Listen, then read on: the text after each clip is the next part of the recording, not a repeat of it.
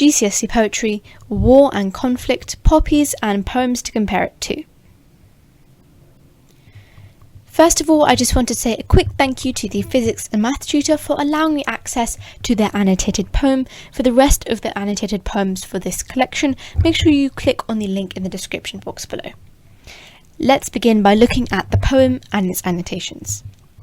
3 days before Armistice Sunday, and poppies had already been placed on individual war graves. Before you left, I pinned one onto your lapel.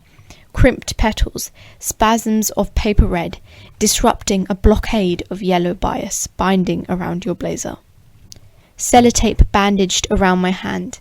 I rounded up as many white cat hairs as I could, smoothed down your shirt's upturned collar, steeled the softening of my face.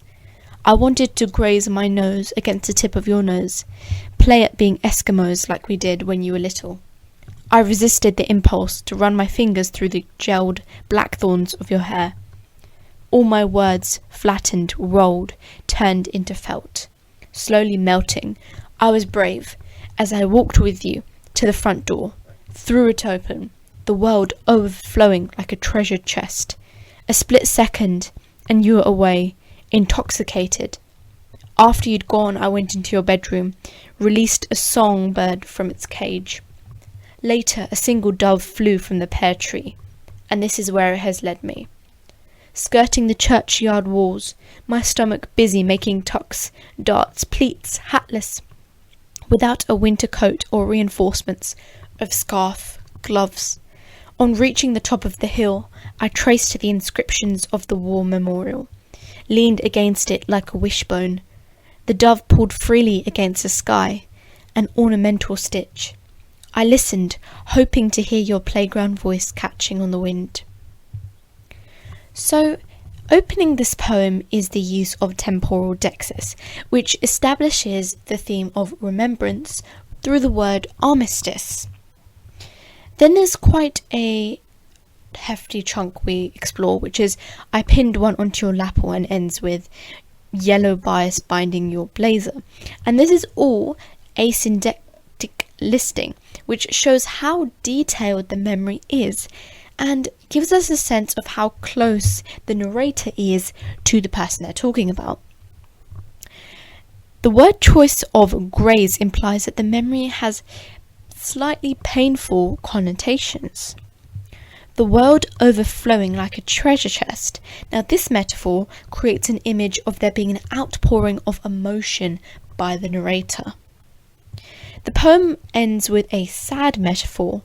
I listened, hoping to hear your playground voice catching on the wind. Now we're going to explore more structure, form and language points, but first let's look at context. So the poet's name is JANE WEIR, and she was born in Italy in 1963 and spent time in both Italy and Manchester, but they then moved to Ireland through the 80s and had experienced first-hand conflict.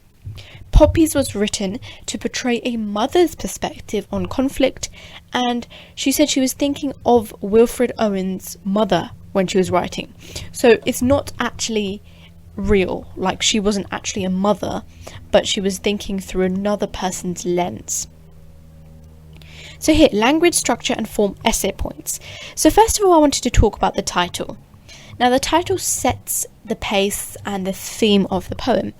Now the title of the poem, Poppies, is quite simple because it reflects both the feminine voice of the poem, being named for flowers, and the fact that Armistice Day is specifically referenced in it. Now, Armistice Day began in 1918 to commemorate the end of World War I. So an armistice is the agreement to cease fighting, basically peace, and poppies is actually the symbol for peace. The second point, the poem is free verse and a first-person narration. Now, this means it's free from the constraints of a regular rhyme or rhythm. This and the first-person narration makes the reader feel a part of the mother's own memories and emotions. There are long sentences used and enjambment, which means continuing onto another line. and this is used to reflect the rather rambling nature of the memory. The woman is so absorbed in her thoughts about her son. It's endless, and it links to how the memory of her son is constant in her mind.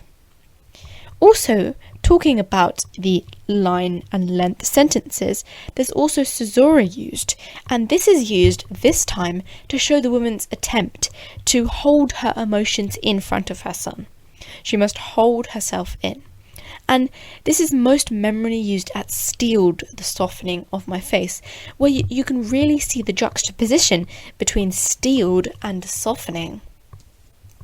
And finally, blending the domesticness with conflict, because Jane Weir here interweaves domestic imagery with violent military metaphors, for example, without a winter coat or reinforcements. And the lack of protection from the cold shows how violence has left a mark on her daily life.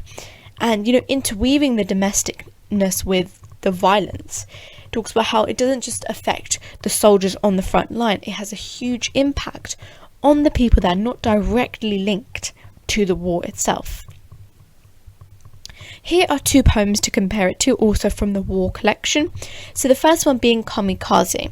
And here both poems illustrate the psychological effects of war, and both poems are focused on the unconventional victims of war, as we talked about, not those who are physically directly doing the fighting or going into battle, but the people who are experiencing the second-hand effects. In terms of differences, in Poppies, the narrator's physical loss is shown by the wistful, "I listened, hoping to hear your playground voice," whereas Kamikaze, the main character's father, is rejected by society rather than killed, and she has to live as though he had never returned, showing the devastating effect of those both killed and not killed in the war. Another poem to compare it to is Exposure, and I've chosen this because both share a sense of duty, which is imposed by patriotism. This disguises the true nature of war and gives soldiers motivation. Also, both poems present unprepared soldiers, and you could really explore that through the indirect narrator. In terms of differences, Owen had actually experienced war firsthand, who's the poet of Exposure, whereas Hughes did not. And from the reader's perspective, this gives Owen a more valid perspective. And just a mistake there, instead of Hughes, it's actually Jane Weir. So thank you for watching. If you found this video helpful, be sure to subscribe, and for more advice, make sure you follow my Instagram at GCSE.